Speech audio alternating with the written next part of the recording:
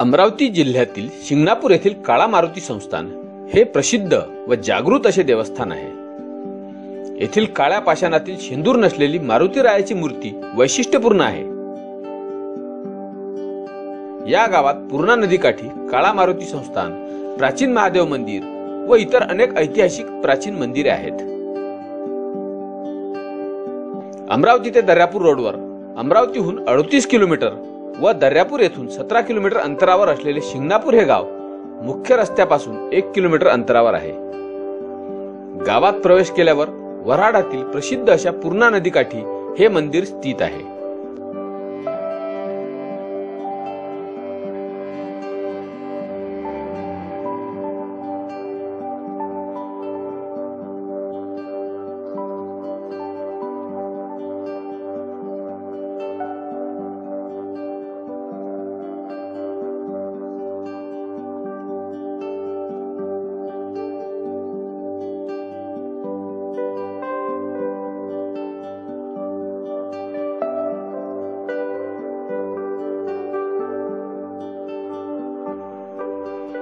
मंदिराच्या परकोटातून आत प्रवेश केला की समोर मंदिर दिसते।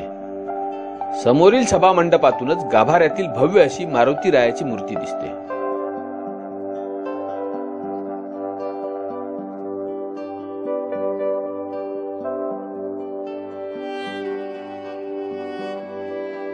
काळ्या पाषाणातील व जांबुजट राक्षसाला पायाखाली तुडवत असलेल्या रूपातील ही मारुतीरायाची मूर्ती वैशिष्ट्यपूर्ण अशी आहे।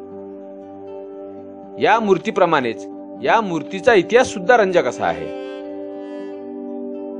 ही मूर्ती गावातील पूर्णा नदीत वाहून आली होती असे सांगितले जाते। मूर्ती नदीमध्ये पालथी असल्यामुळे तो दगड दिसत होता व या दगडावर लोक कपडे धुत असत। एकदा या दगडावर कपडे धुणाऱ्या एकाच्या स्वप्नात मारुतीराय आले आणि सांगितले की मी तुमच्या गावात पाहुणा आलो आहे, आम्हाला तुम्ही जागा द्या। त्याने ही घटना गावात सर्वांना सांगितली व गावचे वतनदार पाटील यांना सुद्धा सांगितले, परंतु सुरुवातीला कोणी ऐकले नाही। मात्र कपडे धुणाऱ्यांनी त्या दगडावर कपडे धुणे बंद केले। शेवटी गावातील लोक शहानिशा करायला गेले, त्यावेळी त्यांना ही सुंदर अशी मूर्ती दिसून आली। त्यानंतर या मूर्तीला गावात आणण्यात आले।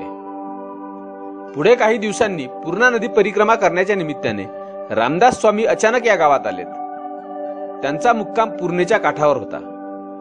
त्यावेळी त्यांच्या हातून गुढीपाडव्याच्या दिवशी या मूर्तीची स्थापना केली गेली अशी सुद्धा आख्यायिका सांगितली जाते।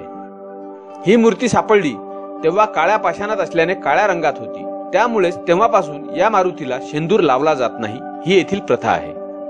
गुढीपाडवा या दिवशी संस्थांचा सर्वात मोठा उत्सव असतो। भरतभेट उत्सव या नावाने हा उत्सव 9 दिवस चालतो। याशिवाय हनुमान जयंतीचा उत्सव सुद्धा असतो। या सर्व उत्सवात बाहेर गावावरून अनेक दिंड्या येतात, पायदळ वाऱ्या येतात। त्यांची व्यवस्था करण्यासाठी या ठिकाणी भक्त निवास सुद्धा आहे। तसेच संस्थांचे गोरक्षण सुद्धा आहे। मंदिरासमोरील भिंत व प्रवेशद्वार हे एखाद्या किल्ल्याप्रमाणे आहे। मंदिरासमोर 2 भव्य अशा दीपमाळ असून त्या नागपूरकर भोसले काळातील आहेत।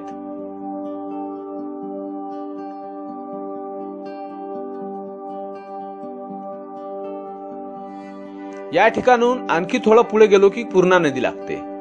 या नदीकाठी जमिनीत भुयाराप्रमाणे असलेले एक महादेव मंदिर सुद्धा खूप पुरातन असे आहे।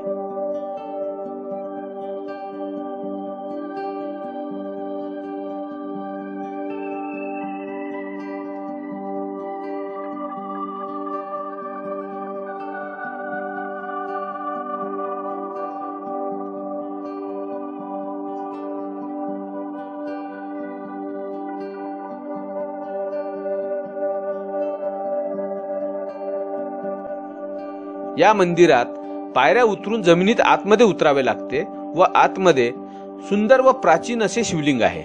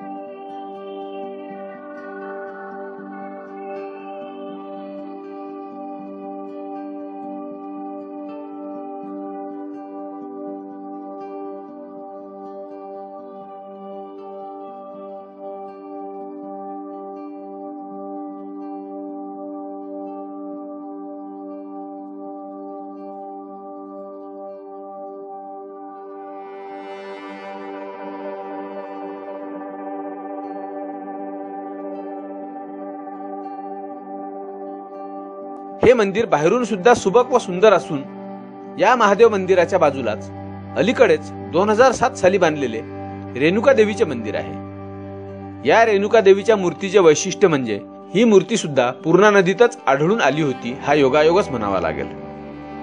या 2-3 मंदिरांशिवाय शिंगणापूर गावात खटेश्वर मंदिर, राम मंदिर, नागेश्वर मंदिर, चक्रधर स्वामी चरणांकित स्थान असे अनेक धार्मिक स्थळे असून त्यामुळे गावात वर्षभर दुरून दुरून भाविक भक्त येत असतात।